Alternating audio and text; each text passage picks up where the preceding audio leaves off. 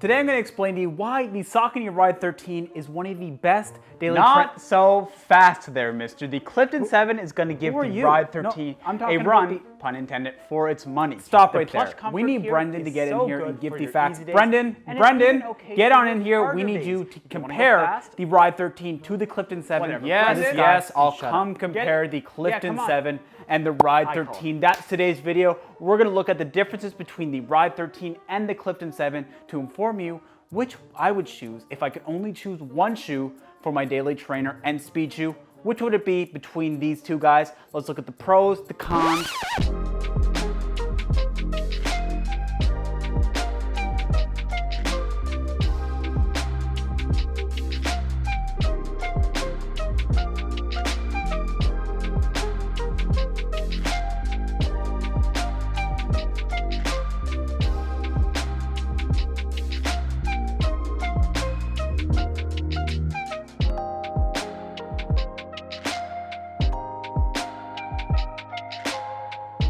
Quick disclosure on the miles of these shoes. I do have about 50 miles in the Ride 13 and I'm approaching 30 miles in the Clifton 7.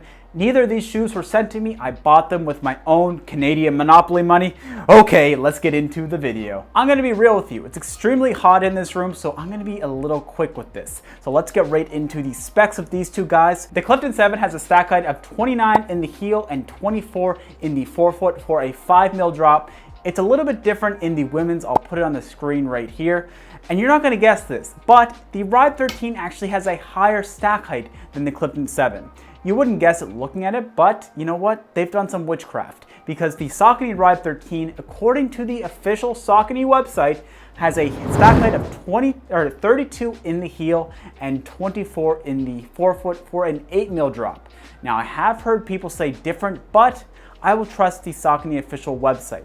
In my size 10.5 men's for these two shoes, the Clifton 7 comes in at 271 grams, where the Saucony Ride 13 comes in at 312 grams. I'll put that in ounces for you guys right here. So yes, the Clifton 7 has a lower drop and it is quite a bit lighter actually, so if you like lighter shoes, that's something to consider when choosing between these two guys. If you're enjoying the video so far, I'd really appreciate it if you could hit that subscribe button right down there. It would really mean a lot to me. And while you're down there, if you could hit the like button, it helps out the channel a ton. We're coming back to you each and every week with running content, running shoe reviews, Maffetone training, running experiences, so you can learn from my mistakes and you can have a good laugh at me. All right, let's get back to the video. On to the other difference I want to point out, which is the midsole feel. One of the biggest differences that I've noticed between these two shoes is just how different the midsole feels underfoot.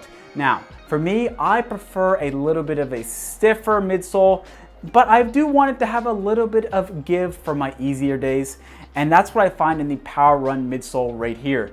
The PWRRUN midsole is a little bit more firm, but you can use it for your easier days, but I do find it a little hard when I want to just go very easy. The Clifton 7, on the other hand, with this EVA midsole, is like a freaking cloud, but that does come with a little bit of mush. I will say that when I want to pick it up in the Clifton 7, it didn't feel great. My perceived exertion was much higher when I wanted to go at those higher paces because every time I put power into my legs in the Clifton 7, I felt like I was mushing about and I couldn't get any of that return. In the Ride 13, that firmer midsole as well as the Triflex technology in the outsole allows the transition to be a bit more smooth for me, and I felt a little bit better trying to get up to those higher paces. The Clifton 7 though, I will say, hands down, my favorite easy day shoe I've ever had on my feet. You can use it for daily training as well, but like I said, if you can only choose one shoe and you want it more versatile for faster days and easier days, I'd look towards the Saucony Ride 13 or another shoe that has PWRRUN midsole foam such as the Kimbara 11 or the Endorphin Shift. That's something right there. But yes, looking at the two midsoles of these shoes, you're gonna get a much more mushy feeling in the Clifton 7. I find that a little bit harder on my harder days, such as faster days, tempo days, where on the PWRRUN midsole on the Ride 13, you're getting a more firm and I guess I'll say responsive midsole feel in the Ride. But you know what? To each their own. If you don't mind the cushiness, the Clifton 7 could be a great versatile trainer for you in everyday use. Moving on to the difference in the upper of these two shoes, the Ride 13, it's hot. It's very hot. Saucony shoes are notoriously hot, and the Ride 13 is no different.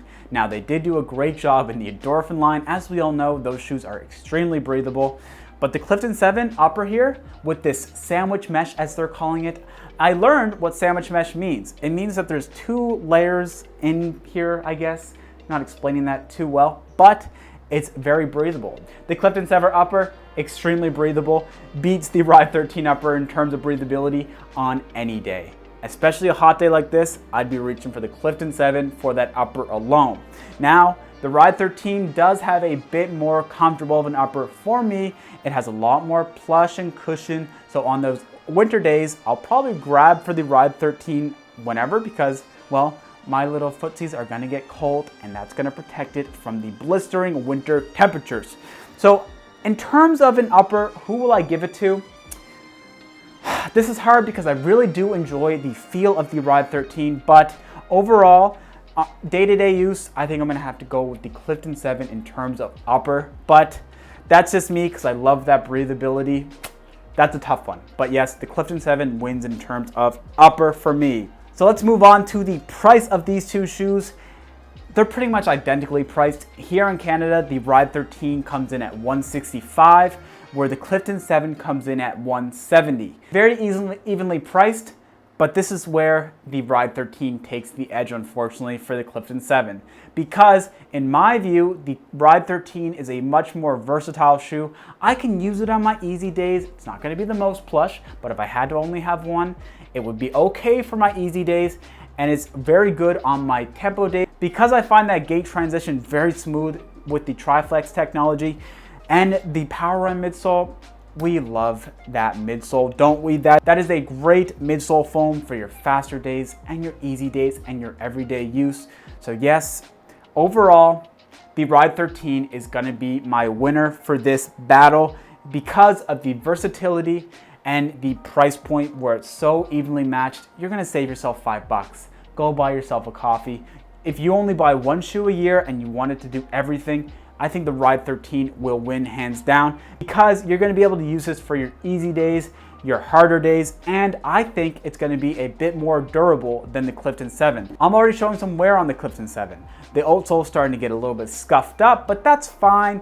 I think I'll probably get about 300-400 miles in the Clifton 7, where the Ride 13, 600-700 miles.